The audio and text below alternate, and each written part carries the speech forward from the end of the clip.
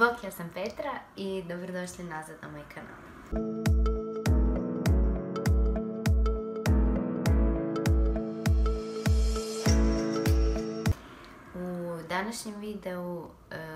Za današnji video sam pripremila jedan travel tag. Znači neka pitanja koje sam pronašla na internetu vezano općenito za putovanja. Izdvojila sam iz dva različita taga kao po nekoliko pitanja koje su mi se činila zanimljiva, pa ću sad probat što kraće odgovoriti na njih. I nadam se da će vam to biti zanimljivo. Sljedeći video izlazi vlog iz Londona, tako da opet nešto o putovanjima. Prvo pitanje je koliko si zemalja, država posjetila i sljedeće odmah pitanje je koje su to države, tako da ću to sve u jednom odgovoriti, jer ne znam točno broj, pa ću odmah nabrajati, pa ćemo vidjeti. Znači, i još u sklopu tog pitanja kao pitanje u kojim državama si živjela. Tako da, znači, rođena sam u Hrvatskoj, sad živim u Irskoj. Bila sam još u Austriji, Sloveniji, Bosni, Srbiji, Mađarskoj, Italiji, Grčkoj, Bugarskoj, u San Marinu, Njemačkoj, Engleskoj, mislim da je to to. Da, mislim da je to 13 država. Mislim da to nije loše za sad. Mislim, s obzirom na to koliko imamo godina, mislim da je to čak dosta. Sljedeće pitanje je koja mi je, znači, prva destinacija na bucket listu. I prva destinacija definitivno mi je već dugo, znači od 5. ili 6. razreda, baš jako želim posjetiti, otići u Barcelonu. Ne znam, tad u osnovnoj mi je bilo sve oko nogometa, Barcelona, Messi, baš sam bila zaluđena tad s njim i zbog tog sam htjela otići u Barcelonu. Mislim sad svejedno isto i zbog tog, a i općenito arhitektura mi se jako sviđa jer smo dosta o tome učili na španjolskom, jer sam ga učila u srednjoj i ne znam, jednostavno i volim španjolski i želim tamo otići. I nisam nažalost imala priliku još uvijek jer za maturala smo išli u Grčku, što mi je bilo užasno žao jer sam mislila napokon ću u srednjoj za maturalac ići u Španjolskoj, svi idu tam, ali nisam išla. Tako da to mi je definitivno prvo. I mislila sam da ću možda ovo ljeto napokon otići tam, ali možda ipak baš i neću, ali nadam se onda sljedeće. Sljedeće pitanje je koje su sljedeće 3 destinacije kao top 3 na mojoj bucket listi gdje bih htjela putovat. I mislim da bi to bio Pariz. U zadnje vrijeme baš nekak mi se počeo sviđati. Nikad nisam prije, znam da mi sestra prije stalno bila luda oko Pariza, Londona i to. Ja nisam ni, osim Barcelona, imala nijedan takav grad do sada, ali u zadnje vrijeme mi se baš Pariz počeo jako sviđati. Tam bih htjela otići. New York, ne znam, i zbog serija Gossip Girl sam sad završila i ne znam, predobra mi je ta serija i zbog tih nekih mjesta koji su prikazane u seriji da vidim još živo i Seksi grad je tam sniman i tak dosta toga, ali isto jedna youtuberica koju pratim se nedavno preselila u New York i onda ona kak sve to snima, ne znam, baš mi to sve privlači New York. I treća destinacija bi bila možda Santorini. Ne znam, baš mi je to nekak slatko, sve te bijele kućice s plavim krovićima na moru, je lijepo vrijeme. Mislim, po ljeti bih htjela ići tako. Sljedeće pitanje je kako izgleda tvoj idealni holiday, znači idealni neki odmor. Pa nisam baš sigurna, ali definitivno bi trebalo uključivati neko lijepo vrijeme, mjesto gdje je lijepo vrijeme. More po mogućnosti, znači obožavam more. Tako da, tak neka malo možda tropska destinacija. Neke plaže, sunčanje, kupanje, ali opet da se ima, da nije samo to cijelo vrijeme, nego da se ima nešto za istražiti, da ima i neki gradić, neke zanimljivosti, znamenitosti i to. Sljedeće pitanje je koliko si imala godina kad si počela putovat? Pa to baš i, mislim, počela putovat. Ako ćemo tako to gledat, baš ono kao putovat, razgledavati to, onda u osnovnoj. A kad sam prvi put otišla negdje izvan Hrvatske, to dok sam bila ono 2-3 godine, ne znam da smo išli u Čatež u Sloveniju na bazene. I ono, Austrija, Slovenija u shopping kad još svih ovih dućana nije bilo toliko kod nas. Tako da, mislim, tog se zapravo ne sjećam, ali ovo, baš od kad znam da sam počela putovati i da sam htjela negdje ići onda od osnovne, jer smo osnovno imali baš taj neki kao, zvala se Hrvatska glazbena mladež i mogu si preko cijele godine kao, ne znam, plaća se ne znam koliko godišnje i ideš kao na koncerte svaki mjesec i onda bi svake godine išli na neko putovanje i pratili put kao nekog glazbenika. Tako da je to stvarno bilo predobro. Znači, tad sam bila u Njemačkoj, u Minhenu, u Italiji, u Milanu i znači, jako mi se sviđa Milano, opet bi ga htjela posjetiti. I ti smo još bile u Budimpešti, da. U Budimpešti sam bila zapravo 2 ili 3 puta. Da, mislim zapravo 2, i u srednjoj i u osnovnoj. U Italiji sam bila u Milanu, u Gardalandu, u Veroni, Firenci. Da, dosta toga iz Italije, ali htjela bi još otići u Veneciju baš i ponovno u Milano. Sljedeće pitanje, koje je tvoje kao dream place koje bih htio posjetiti? To sam već rekla, znači Barcelona trenutno i dalje. Iako je to velika želja već dugo, tako da to. Sljedeće pitanje, koje su ti najdraže neke uspomene s putovanja?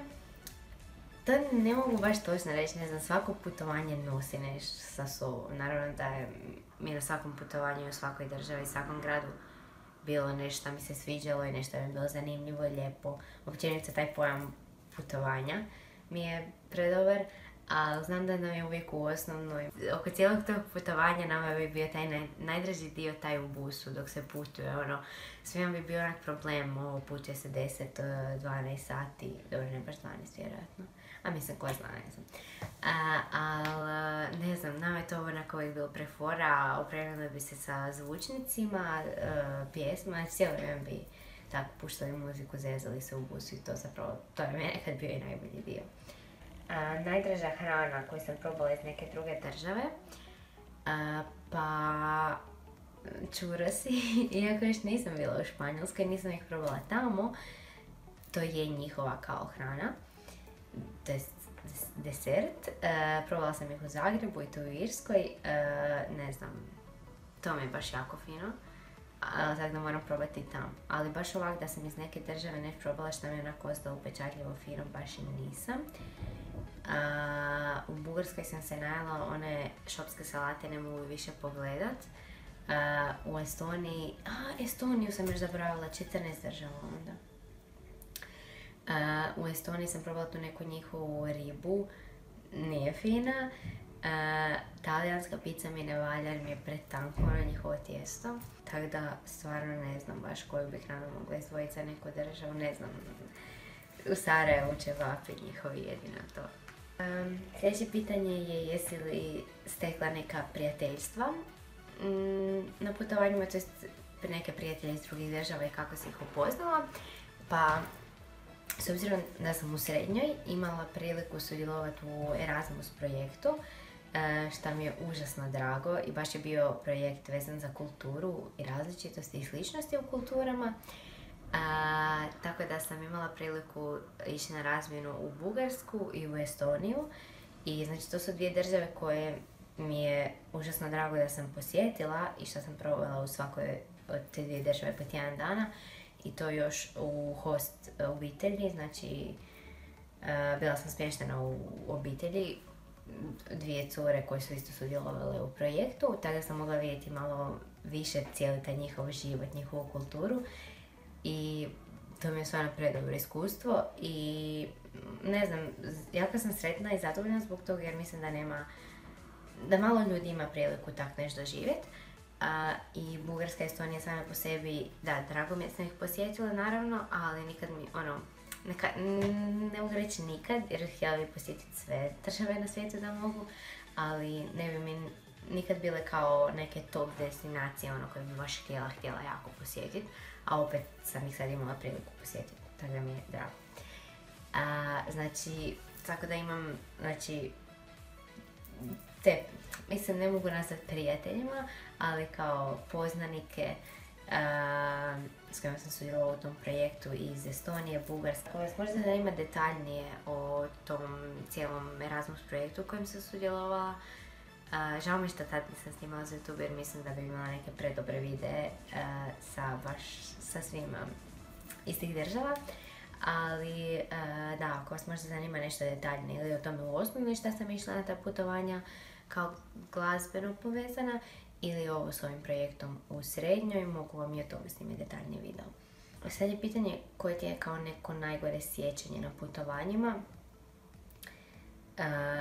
I to mislim da bi bilo sad na na maturalcu u Grčkoj kad smo bili.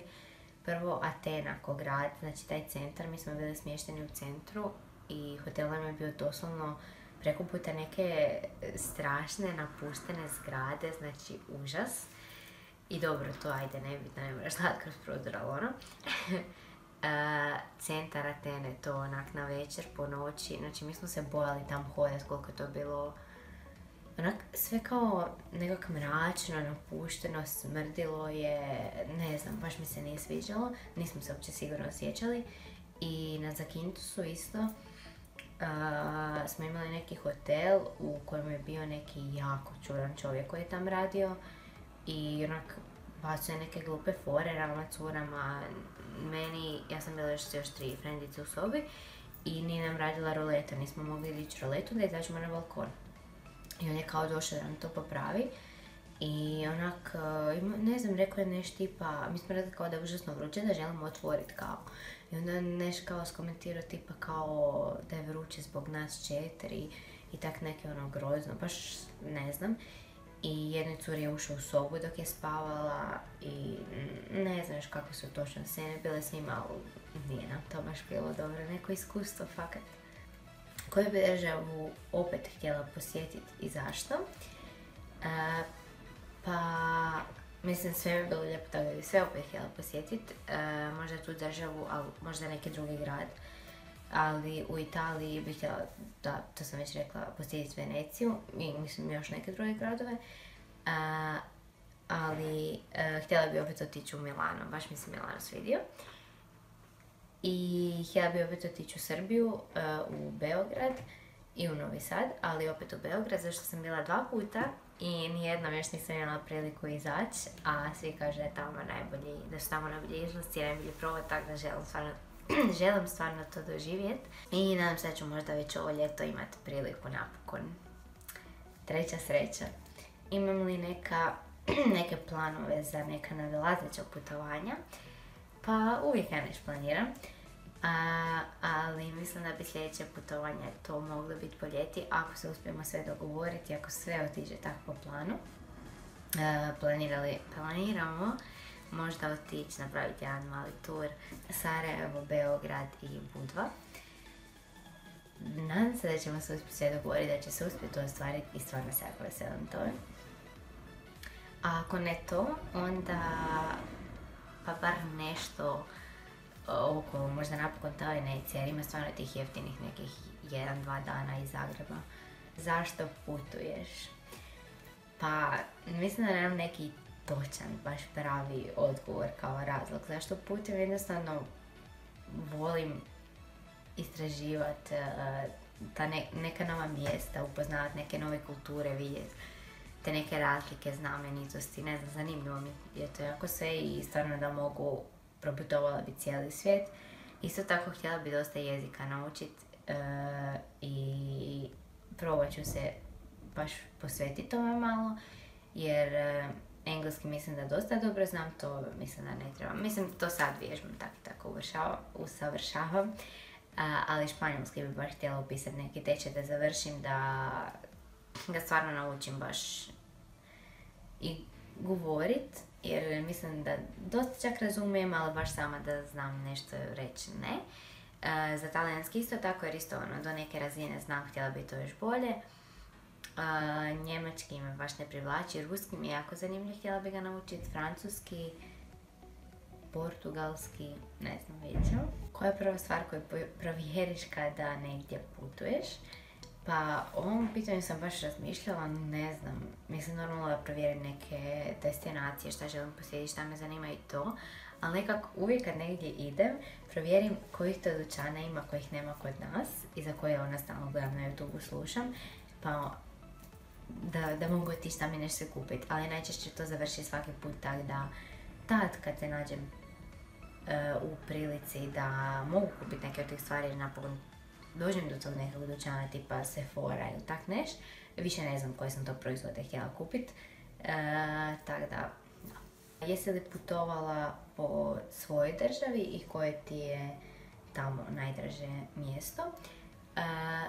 Pa jesam posjetila naravno dosta gradova i u Hrvatskoj, ni blizu toliko koliko ih još ima za posjetiti, ali ne znam, najdraži mi je Split nekako, mislim naravno Zagreb, ali ne znam, baš jako volim Split, nekak ima i more, znači obožavam more i žao mi što se nisam rodila negdje na moru i što ne živim negdje gdje ima more, mislim ima tu u Irskoj, ali to nije more, to se ne možete kupati jer niti su dobre temperature uopće zraka vani, a kamoli tek more. Znači ja ne znam kako se one kupaju. Oni doslovno kad je 20 stupnja vodu se svi kupaju, znači oni nisu normalni. Ali da, ne znam, od uvijek mi je nekak želja živjeti negdje gdje ima more, ali opet onak da nije neki manji gradić, nek tak, ne znam, Split mi se baš sviđa, mislim, kod nas. Jer je kao i grad, ali opet imaš i more.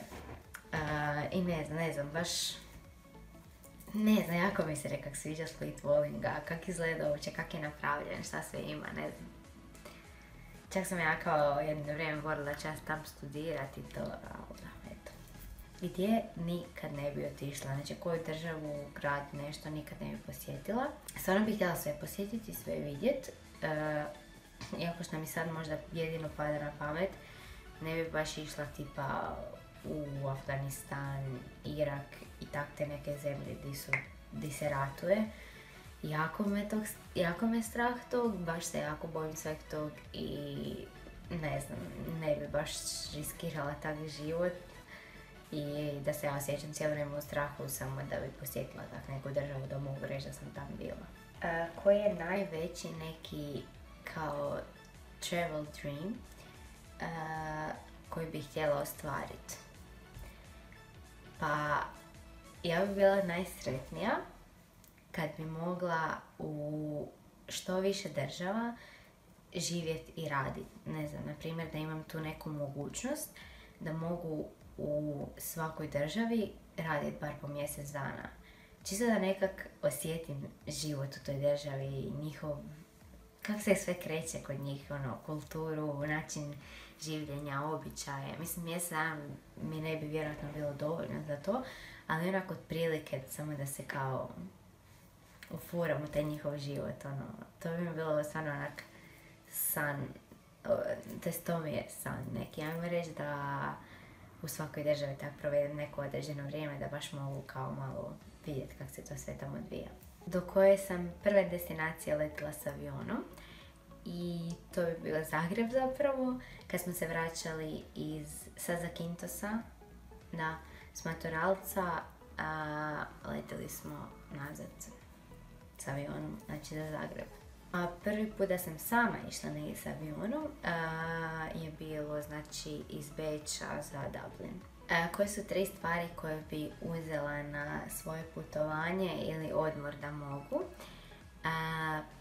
Pa, znači, to bi, evo čak može biti jedna stvar, bi uzela cijeli ormar. Zašto mi je to najveća muka svaki put kad negdje idem na putovanje, smišljati šta ću uzeti sa sobom i koju odjeću, jer ne mogu ja znati toliko naprijed ni kako će biti vrijeme, ni šta će mi se taj dan nosit, tako da su mi to uvijek najteže odluke šta spakirati, koliko stvari, jer uvijek uzmem previše. Tako da bi najbolje bilo kad bi mogla cijeli svoj ormar lijepo teleportirati tamo, da svaki dan ja lijepo mogu odlučiti šta ću obući, to je to. Evo, ne znam koje bi druge dvije stvari bile. I zadnje pitanje, to jest savjet ljudima koji žele putovati, a misle da ne mogu. Pa, ako bi razlog zbog tog bio, znači, zašto misle da ne mogu putovati ili zbog da nemaju dovoljno vremena ili novaca, mislim da se uvijek može naći za nešto takvo. Zato što mislim da su putovanja neka najbolja, najživlja uspomena koju ćete imati stvarno za cijeli život i nešto što nije materijalno, nego su zapravo to vaše sjećanja i ne znam, neki vaši doživljaji i uspomene koje stvarno vam niko nikad ne može ni oduzeti ni ništa, uvijek će vam to nekako ostati, najbolji suveniri, pokloni, sve. I mislim da ne moraju biti ni putovanja nikakva skuplja, ne morate odsjedati u, ne znam, najskupljem hotelu, ne morate uvijek ići s avionom, ne morate ići točno u sezoni. Mislim da se za svaku destinaciju, mislim ne baš svaku, sad Bali ili tak neš, ali mislim ne moraju biti takve destinacije. Možete prvo krenuti od svojih nekih okolnih zemalja za koje sigurno postoji neko jednodnevni, dvodnevni izlet koji nije uopće skup.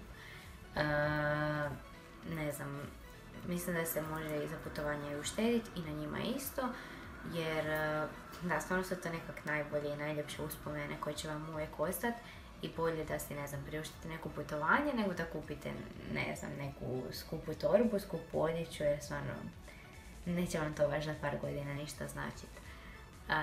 A vrijeme se isto uvijek nađe, ne znam, ako želite i ako se rasporedite nekak, ne znam, za svaki, mislim nekad možete i za vikend samo otići negdje nešto u blizini, a ovak, ne znam, možete iskoristiti, na primjer, svake druge praznike neke koje imate godišnji da negdje odete. Tako da, ne znam, mislim da nisu uopće putovanja toliko skupa koliko se čine i da se može sve to dosta kao jeftino proći ako se samo dobro istraži. Da, evo, mislim da bi to bilo to za ovaj video. Ako vam se svidio, lajkajte ga, komentirajte i pišite mi u komentare šta biste još voljeli da snimam, možda na temu putovanja isto, ili želite li nečemu još detaljnije čuti, i vidimo se u nekom sljedećem videu.